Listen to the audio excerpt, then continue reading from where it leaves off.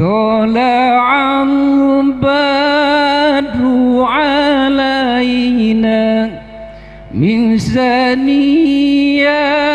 الوداع وجب الشكر علينا بدأ لله داع اللهم صل وسلم وبارك عليه. Assalamualaikum warahmatullahi wabarakatuh.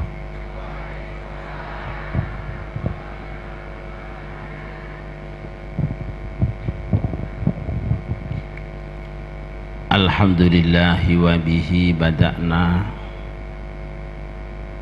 walau abadna ghairahu la syaqina ya habbadha rabba wa hubbadina wa habbadha muhammadun hadina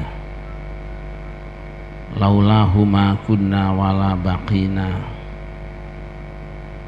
Allahu laula anta mahtadaina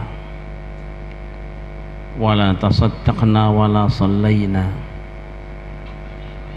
fa anzilan sakinatan alaina wa thabbitil aqdama illa qayna.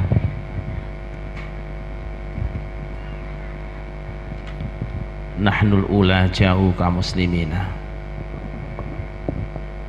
wal musyrikuna qad baghaw alaina idza aradu fitnatan abaina wa qad tada'a jam'uhum alaina tibqal ahadits allati rawaina fardudhum Allahumma khasirina.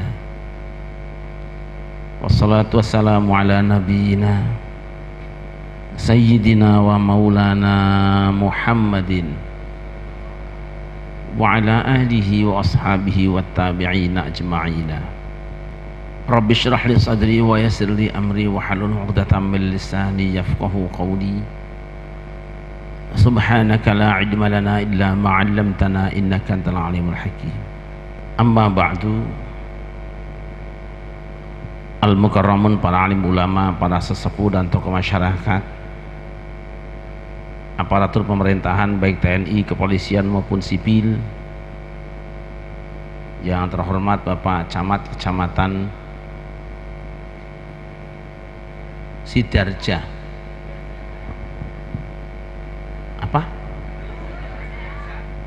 Kedungreja, wabil khusus pengasuh pondok pesantren Al-Mubarakah beserta keluarga, hadirin hamba-hamba Allah sidang maulid yang dimuliakan. Alhamdulillah, dengan izin Allah pada malam hari ini kita semua dipertemukan di tempat ini dalam rangka memperingati maulid baginda Nabi besar Muhammad. Harapan mudah-mudahan apapun yang kita lakukan semenjak dari kediaman masing-masing sampai dan selama di tempat ini hingga kembali nanti diterima sebagai ibadah di hadapan Allah Subhanahu wa taala. Salawat dan salam kita sanjungkan ke hadiran baginda Nabi besar Muhammad sallallahu alaihi wasallam beserta segenap keluarga dan sahabatnya, juga lumampir pada kita sekalian seluruh umatnya yang senantiasa berusaha untuk berupaya berjalan sejalan dengan sunnah-sunnahnya. Semoga pada yaumul kiamah nanti kita akan mendapatkan syafaatnya. Allahumma. Hamba-hamba Allah yang dimuliakan, semenjak beberapa tahun terakhir ini di negeri kita yang kita cintai, Indonesia, muncul kembali sekelompok orang yang mempertanyakan tentang peringatan-peringatan. Kenapa umat Islam senantiasa mengadakan peringatan-peringatan?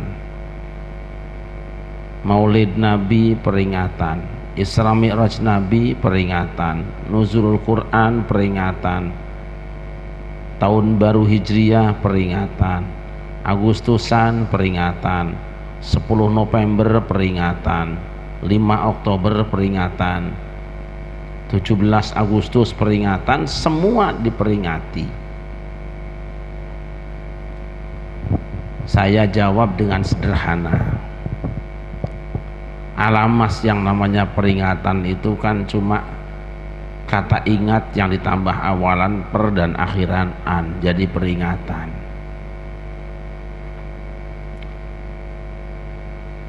Seperti ada dua kesebelasan sepak bola yang sedang tanding, kemudian ditambahi awalan per dan akhiran an, pertandingan. Seperti ada suami istri yang di rumah sedang cekcok, tambah awalan per dan akhiran an, jadi per.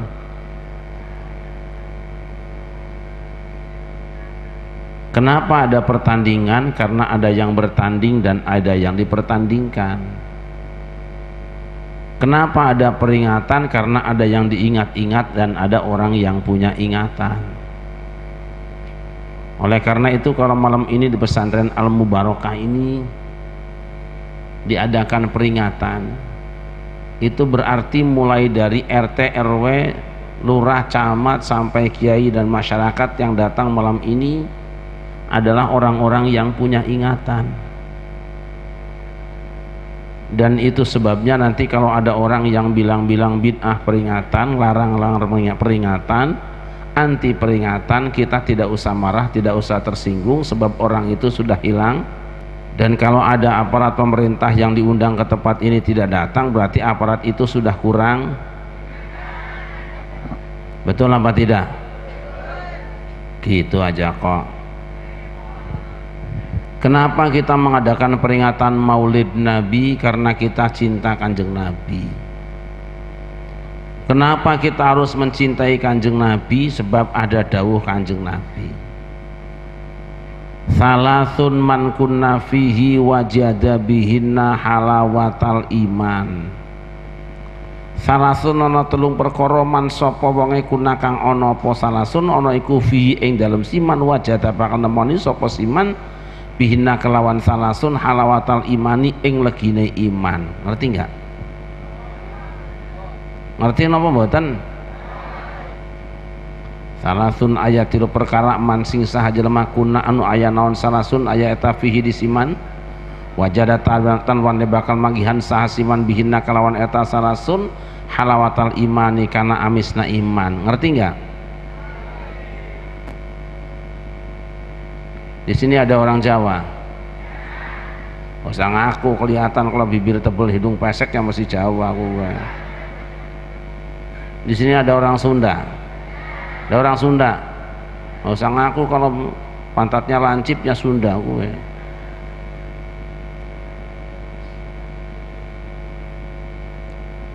Ada 3 perkara, siapa yang di dalam dirinya ada 3 perkara ini, pasti ia akan merasakan manisnya iman. Apa yang dimaksud dengan manis iman? Manis iman itu kalau ketaatan terasa lebih nikmat dirasakan daripada kemaksiatan. Manis iman itu kalau membaca Al-Quran terasa lebih nikmat daripada membicarakan aib orang. Manis iman itu kalau puasa sunat terasa lebih nikmat dari makan siang kekenyangan. Manis iman itu kalau sholat tahajud terasa lebih nikmat daripada nonton AC Milan. Kalau saya bertanya pada ibu-ibu di Jakarta, ibu-ibu, mana yang lebih baik membaca Al-Quran atau ngomongin orang? Mereka serempak menjawab, membaca Al-Quran jauh lebih baik daripada ngomongin orang. Tapi kalau saya tanya ibu-ibu, mana yang lebih gurih membaca Al-Quran atau ngomongin orang? Mereka saling berbisik satu dengan yang lain mengatakan, perasaan gurihan ngomongin orang ya daripada baca Quran. Dan kalau saya tanya ibu-ibu, mana yang lebih laris di pengajian Jakarta, ibu-ibu yang baca Quran apa yang ngomongin orang? Mereka diam 1000 bahasa, tapi survei membuktikan ternyata ngomongin orang jauh lebih laris daripada baca Quran. Mengapa? Karena kalau mereka suruh membaca Al-Quran tidak tahu tajwidnya, mana idharnya, idghamnya, mana ikhfa, mana iklabnya, mana madnya, mana kosornya, mana wakofnya, mana ibtidaknya. Tapi kalau ibu-ibu di Jakarta suruh ngomongin orang lancar semua, fasih semua, murotal, malah gak ada wakofnya. Itu ibu-ibu di Jakarta. Kalau ibu-ibu di Bojong Sari mah insya Allah Tidak sama, orang kata Ajengan juga ibu-ibu di Bojongsari rata-rata punya kelainan. Makanya ibu-ibu di Bojongsari lain dengan yang di Jakarta. Alhamdulillah, ibu-ibu Bojongsari mah lebih parah. Kenapa membaca Al-Quran tidak terasa lebih nikmat daripada ngomongin orang? Kenapa puasa sunat tidak terasa lebih nikmat daripada makan kekenyangan? Kenapa sholat tahajud tidak terasa lebih nikmat daripada nonton hiburan? Karena kita belum merasakan manisnya iman. Bagaimana supaya kita merasakan manisnya iman? Dawuhanipun Kanjeng Nabi, ayyakunallahu wa rasuluhu ahabba ilaihi mimma siwahuma. Ayyakuna yantono sapa Allah Gusti Allah wa rasuluhu lan utusane Gusti Allah niku ahabalakum pun remeni ilaihi marang siman mimma saka barang siwahuma kang saliyane Gusti Allah lan utusane Gusti Allah. Hendaknya Allah dan Rasulnya lebih ia cintai daripada selain keduanya. Bukankah itu berarti bahwa Allah melarang kita mencintai sesuatu, ataukah Allah melarang kita mencintai seseorang? Tidak, Allah tidak melarang kita mencintai sesuatu, tidak melarang kita mencintai seseorang. Yang tidak dibenarkan kalau mencintai apa dan siapa lebih tinggi daripada cinta kepada Allah dan Rasulnya. Mengapa? Karena memang Allah sendiri yang telah menciptakan rasa cinta di dalam diri kita. Saya tanya ibu-ibu yang di belakang dan di depan ini, dalam hati ibu ada rasa cinta? Ada rasa cinta apa tidak? Di hati bapak ada rasa cinta apa tidak? Rasa cinta pada makhluk sejak lama. Wong desa tetap suci, takkan hilang sampai datang, takkan hilang sampai datang.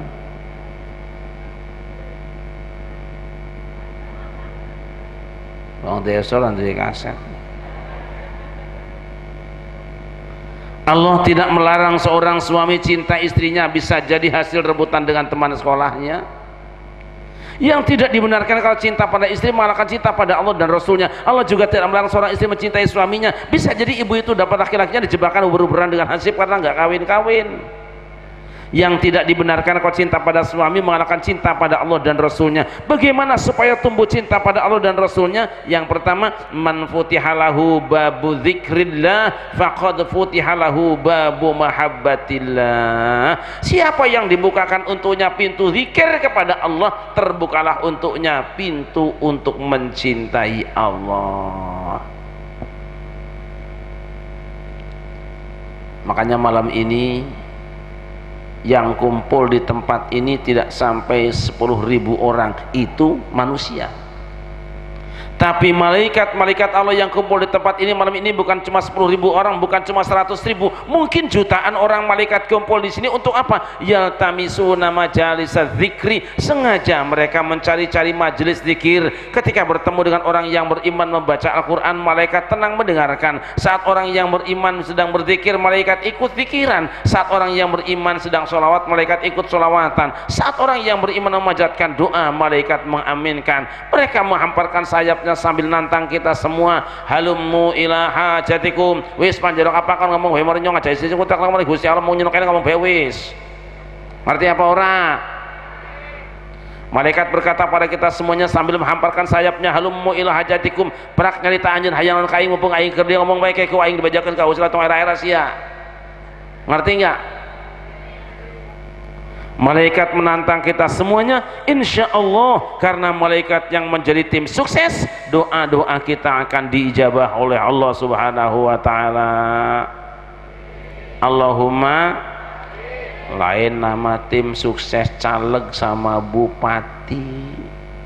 Kalau tim sukses caleg mah kadang-kadang tim suksesnya urusannya beres, calegnya gagal malah set. Kenapa? Sebab dulu yang pertama calegnya itu hebat bener, waktu belum jadi anggota DPR sedang kepengin-penginnya muludan kasih sambungan, kasih sumbangan rajaban, kasih duit sambutan, ada orang sakit dia kasih bantuan, ada orang hajat dia kondangan, ada orang mati dia ngantar ke kuburan. Begitu sudah jadi anggota DPR diundang ke pengajian tuh nongol-nongol acan boro-boro sumbangan. Ya betul apa tidak? Saya tanya malam ini, ada anggota DPR apa tidak? Ada DPR apa tidak?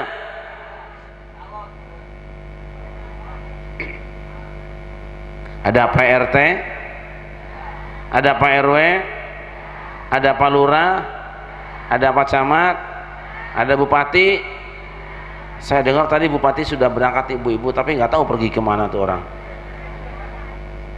Makanya kita doakan malam ini seluruh wakil masyarakat, tokoh masyarakat yang datang di tempat ini, mereka semuanya dipanjangkan umurnya oleh Allah Subhanahu wa Ta'ala. Sebaliknya wakil-wakil rakyat, pemimpin rakyat dari RT-nya sampai bupatinya yang datang di tempat ini cuma karena butuh kampanye doang, mudah-mudahan cepat modar sadar.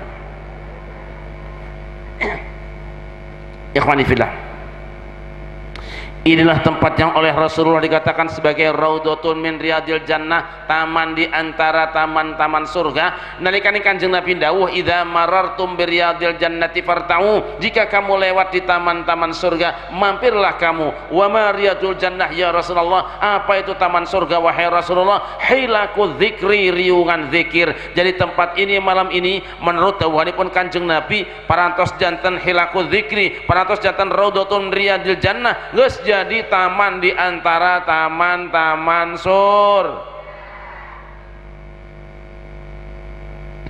Hamba Allah yang dimuliakan, selama ini kita menyangka dan beranggapan bahwa yang namanya raudhah cuma yang satu di Madinah di samping makam Rasulullah. Bukan, Rasul sendiri telah mengumumkan seluruh majelis zikir di Madinah kah iya, di Makkah kah iya, di Yaman kah iya, di Irak kah dia, di Mesir kah iya, termasuk di Bojong Sari, majelis zikir di hadapan Allah adalah raudhatun min riyadil jannah, taman di antara taman-taman sur. Makanya walaupun di sini malam ini ada ibu-ibu yang sudah tua banget, di hadapan Allah dia adalah bidadari sor, bidadari sor. Masya Allah. Walaupun cabangnya karena pusatnya ada di Madinah, majelis zikir di sini raudhahnya dewan pimpinan cabang karena dewan pimpinan pusatnya ada di Madinah. Tapi walaupun ini cuma dewan pimpinan cabang, insya Allah kalau ibu-ibu yang kudungnya hijau mati malam ini di tempat ini, insya Allah masuk surga. Amin.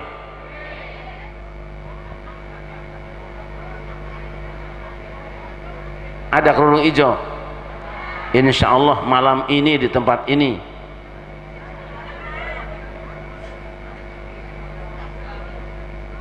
Karena ini adalah raudhatun min riyadil jannah, maka orang-orang yang soleh betah, maka malaikat-malaikat Allah betah, maka para kiai betah, para ustadz betah, pak camat betah, lurah betah, polisi betah. Kenapa? Karena tempat ini adalah raudhatun min riyadil jannah, taman di antara taman-taman surga. Kenapa? Sebab yang tidak betah di taman surga itu hanya syaitan. Kenapa? Setan itu kalau ada orang yang baca Quran dia kebakaran, ada orang yang zikir dia kelojotan, ada orang yang baca sholawat kepanasan. Makanya besok kalau selesai sholat berjamaah di masjid kita sini, ada jamaah yang tidak ikut zikir berjamaah padahal tidak ada urusan, berarti orang itu sudah kesurupan. Dan kalau malam ini ada yang sudah pulang sebelum selesai pengajian, berarti orang itu sudah kerasukan. Kalau ada ibu yang pas pengajian malah ngantuk-ngantuk dia nang tembok langgar, berarti orang itu udah keusap. Kalau ada yang pulang gendong anak sebelum selesai pengajian, berarti yang digendong tuh anak. Kenapa? Sebab belakangan ini ada orang yang bilang zikir berjamaah bid'ah, doa berjamaah bid'ah, sholawatan bid'ah, muludan bid'ah, rajaban bid'ah, ziarah kubur bid'ah. Kita nggak usah ngelayani, kita tidak pusing, kita tidak usah marah. Kenapa? Karena itu semua adalah persoalan perbedaan pendapat para ulama. Walaupun para ulama menurut Syekh Abdul Wahab Asy-Sya'rani, wa ajma'al ulama'u salafan wa khalafan ala istihbabi dzikri jama'atan fil masajid wa fi ghairiha. Para ulama sudah sepakat bahwa zikir berjamaah itu sunat hukumnya, baik di masjid maupun di luar masjid. Kita ikut para ulama, tapi walaupun kita ikut ulama, kita tidak usah membenci orang yang punya pendapat lain. Sebab apa? Sesama orang Islam punya sifat saling menghargai, saling menghormati, saling mencintai lagi. Saling menghargai, saling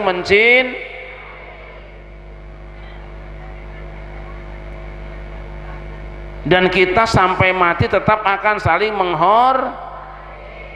mati lagi.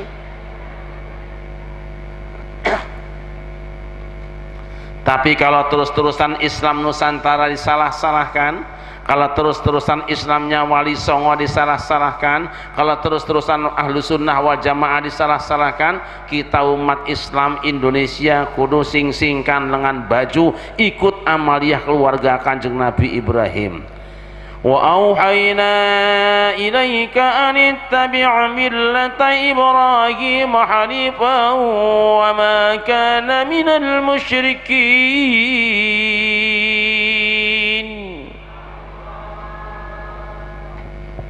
Kanjeng Nabi Ibrahim diperintah supaya menyembelih anaknya Ismail. Mas kok dadi kaya ngene suarane ya kok dirubah-rubah ki piye to? Dicurna bae wis ya, jadi puter-puter bae, sampean ngopi bae wis.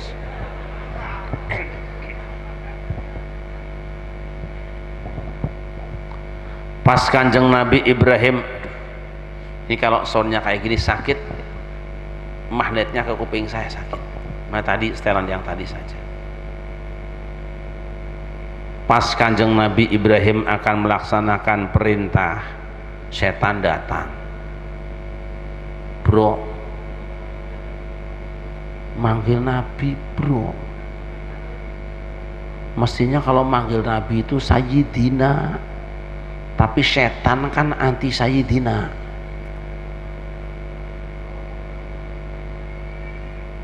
Bro, apa set? Katanya kamu disuruh nyembelih anak kamu ya? Iya. Siapa yang nyuruh? Gusti Allah. Kapan nyuruhnya?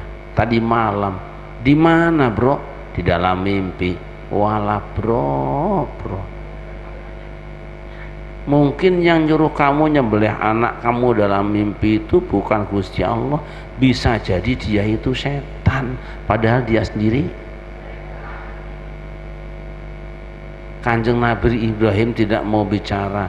Siapapun yang mengganggu ibadah kepada Allah, walaupun jenggotnya panjang, celananya cingkrang, masih setan gue.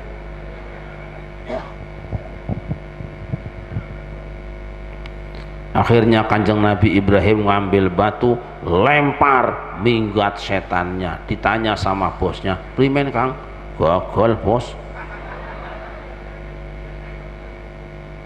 Setan datang nemui Ismail, "Ngil, jare kuar disembelih bapakmu ya?" "Riko ngerti suang di Kang?" "Suang YouTube." "Ismail, bapak kamu nyembelih kamu itu bukan perintah Allah. Mungkin dia khawatir kamu minta jual sawah buat beli motor ya." Ismail tidak banyak bicara, ambil batu, lempar, minggat setannya, lapor sama bosnya. "Primen Kang?" "Gagal manding bos."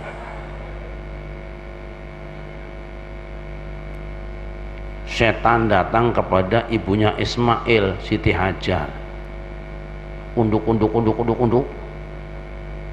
"Yo Siti,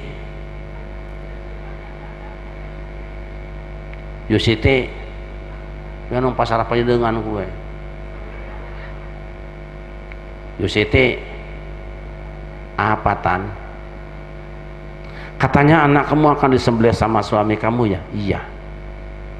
"Ingat ya Yusiti, Waktu bayimu masih kecil, masih bayi cidit, dibuang ke tempat ini bersama kamu tanpa ATM, tanpa rekening, tanpa GPS, tanpa apa-apa. Dia pulang ke rumah istri tuanya. Sekarang dia kembali ke tempat ini akan sembelih anak kamu. Mesti kalau dia kangen sama anaknya, dia bawa oleh-oleh apa, gosokan apa, waktu cincin. Iki datang-datang menyembelih anak kamu sendiri. Bagaimana perasaan kamu sebagai seorang ibu? Aku rapopo. Tapi karena setan terus-terusan ganggu, akhirnya hajar pun hilang kesabaran, ambil batu, lempar, minggat setannya, lapor sama bosnya. Primen Kang? Gagal morning bos.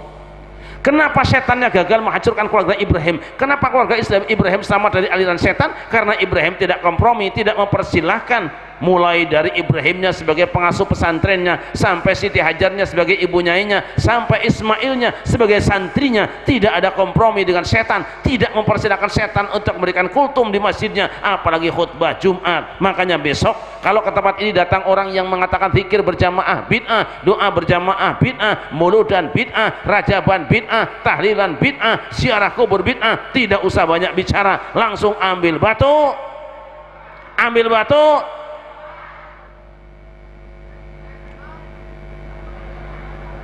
Gitu aja kok. Ada yang kayak gitu nggak?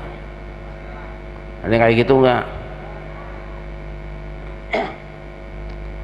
Malaikat lapor kepada Gusti Allah.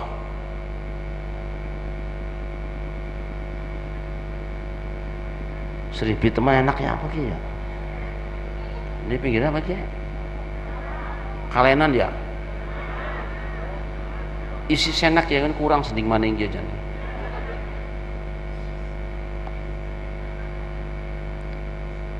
Malaikat lapor kepada Allah. Dari mana Kat? Dari Bojong Sari. Bojong Sari. Kampungnya apa? Apa? Karangkamiri. Karangsari.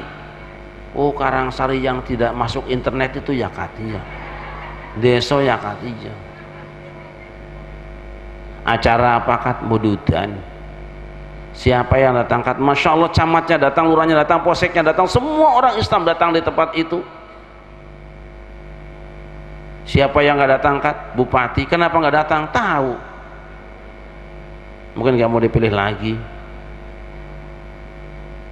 Apa yang mereka lakukan wahai malaikatku, ya Allah, hamba-hambamu di tempat itu berzikir kepadamu, mereka semuanya serempak menyebut namamu. Subhanallah.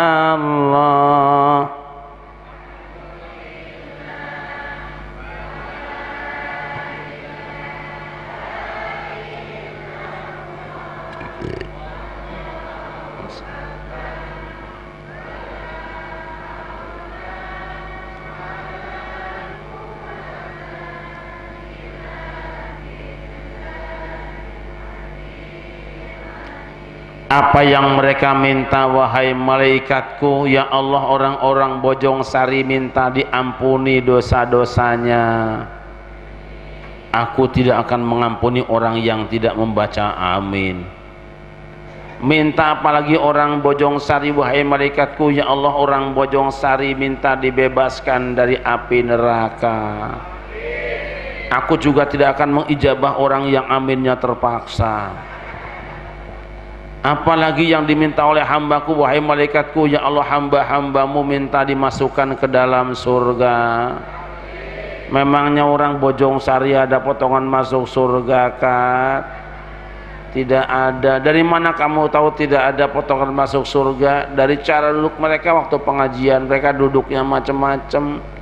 Ada yang milih belakang supaya dapat selonjor di musola, ada yang lendian, ada yang miring kanan, ada yang miring kiri, malah ada ibu-ibu yang sibuk masukin kue ke dalam kresek lah.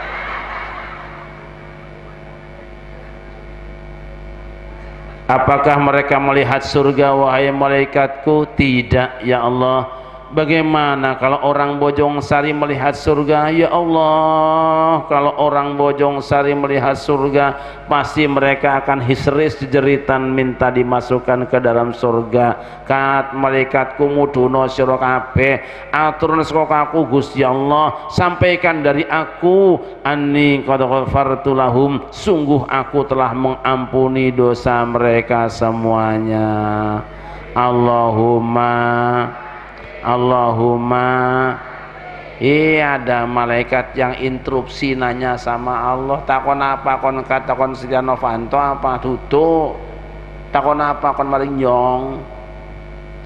Ya Allah, kan tidak semua orang yang datang di tempat itu berzikir kepadamu, tidak semuanya membaca Quran dan sholawatan. Memangnya ada yang beda sendiri kan? Wonten siapa itu? Saya lihat dari awal acara ada orang yang lempengan kiai kur pegawai ini kur ngincer tok kayak tukang kamera, itu nasibnya bagaimana ya Allah?